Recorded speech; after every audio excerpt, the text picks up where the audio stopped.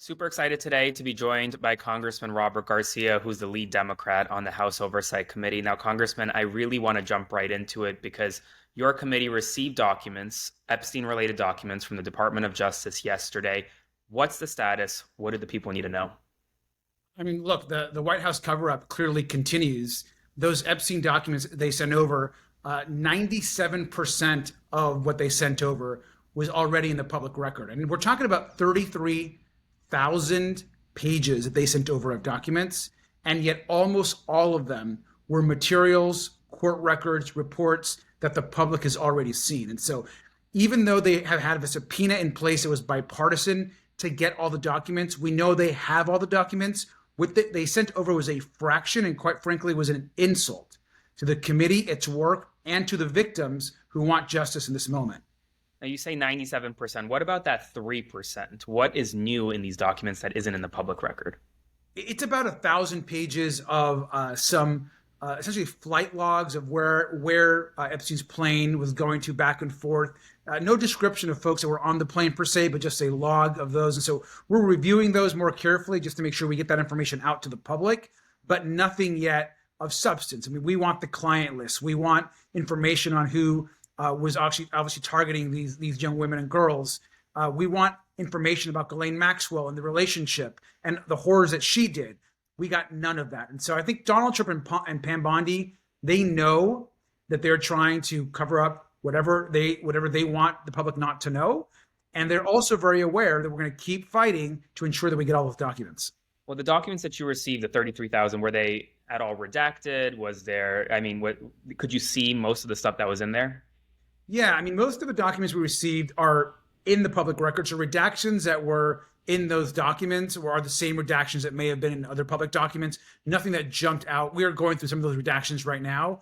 But again, almost all the documents were things that they already had and they knew the public already had. And so that was not a first batch of the Epstein files. If anything, they sent over 1,000 pages of flight logs. That is not acceptable. So we're going to continue to push. The subpoena is in place. The DOJ has affirmed to us, yes, we're going to get you all the documents. Why they're taking so long, we just do not understand. That's what we have to assume. They're trying to cover something up. I'm going to continue to push. Well, presumably, they've actually already reviewed these documents multiple times. Now, question for you: what I guess next steps are? Is there any enforcement mechanism here to kind of force them to give over the rest of the documents sooner rather than later? I mean, the enforcement rests with James Comer and the majority of Republicans in the House. You know, in the minority, we're glad that they're following the law and put the subpoena out there. We're glad that they're actually trying to get documents. But we know at the end of the day, James Comer, he's trying to protect Donald Trump. The House Oversight Republicans, they're trying to protect Donald Trump. So we don't expect any sort of accountability from them.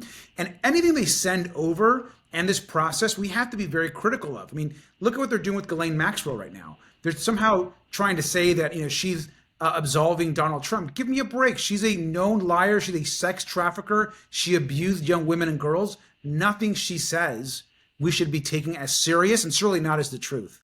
Well, I guess that was my next question. Do you find it at all coincidental that the day that they sent over the first batch of files to you all, they also released a transcript of the interview between Maxwell and Deputy Attorney General Todd Blanche?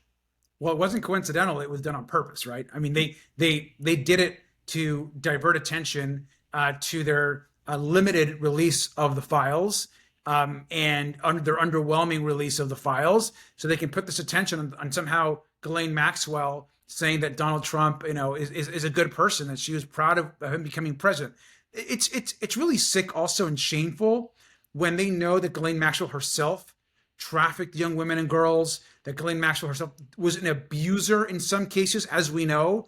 We have victims, we have witnesses that witnessed this. She's been convicted of these crimes. So nothing she says we should believe. And the entire country right now should continue to demand the full release of the files, which is what we're going to continue to do till we get every last page. Now, the Oversight Committee was planning on potentially deposing Ghislaine Maxwell at some point. Now, her attorneys kind of threw cold water on that. Is there still any plan to try to push for a deposition of her, given the fact that, I mean, who can really trust her nowadays? We want to bring her in to ask her the tough questions. I mean, look, anything she says, we of course have got to corroborate with it, whatever's in the actual files.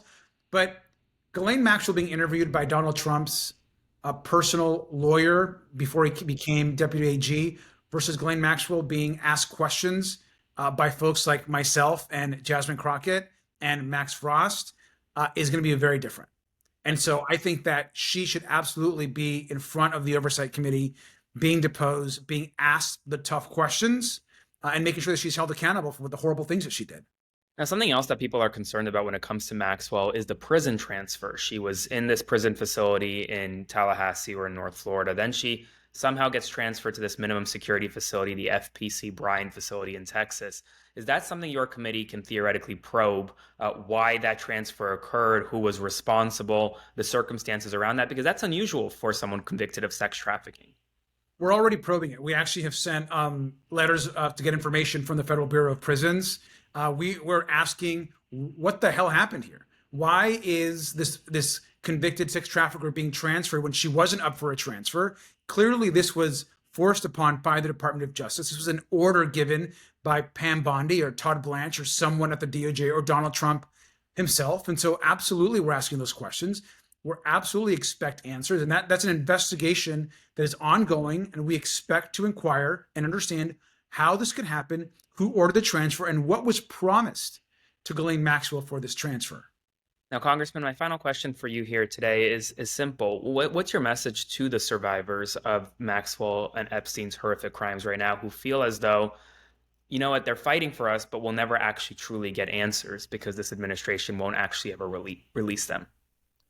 I mean, yeah, obviously, our heart aches. It's the more that we learn about the horrors that they went through, I think it's just, I hope they know that the country is with them and that we support them and we understand the horrific trauma and violence that they went through, and that they can rest assured that those of us on the committee, the Democrats on the committee and the country wants them to have justice, wants to ensure that Ghislaine Maxwell never leaves that prison and serves her full sentence, and that anyone else that committed any crimes, regardless of their power, political party, or wealth, will be held accountable.